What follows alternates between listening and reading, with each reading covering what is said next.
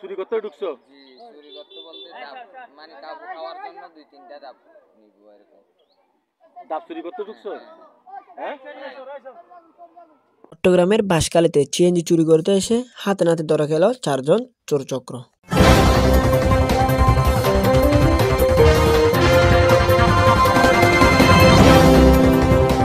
আপনারা দেখতেছেন news STV Bangla, বিস্তারিত নিউজ সঙ্গে আছি আমি মীর আহমদ। প্রিয় দর্শক, আসসালামু আলাইকুম, সবাইকে এসটিভি বাংলাতে স্বাগতম। চট্টগ্রামের বাঁশখালীতে সিএনজি চুরি করার সময় শাহাদত হোসেন, একরাম মিয়া ও করিম নামের 4 চোর চক্রকে ধরে পুলিশে দিয়েছে জনতা। চুরি করতেই ঢুকছো?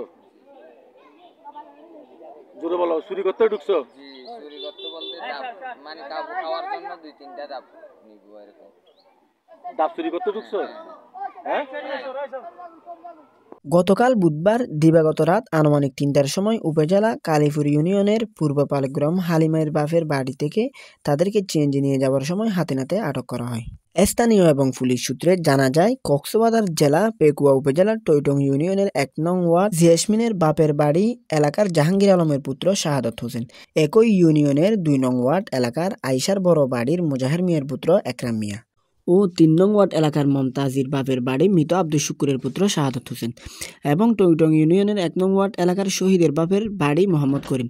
প্রত্যক্ষদর্শী ও পুলিশ সূত্রে জানা যায়, গতকাল রাত আনুমানিক ৩:৩০টার দিকে পূর্ব পালগ্রাম হালিমের বাপের বাড়ির উঠানে রাখা ইউসুফের অটোরিকশা সিএনজিটি চুরি করে নিয়ে যাওয়ার সময় 4 চোরকে হাতে নাতে ধরে পুলিশকে দিয়েছে জনতা। এই সময় তাদের কাছ থেকে একটি ছুরি উদ্ধার করা হয়েছে বলে জানান স্থানীয়রা। এছাড়াও আতঙ্কিত চোররা চুরি করার জন্য এসেছে বলেও স্বীকার করেন।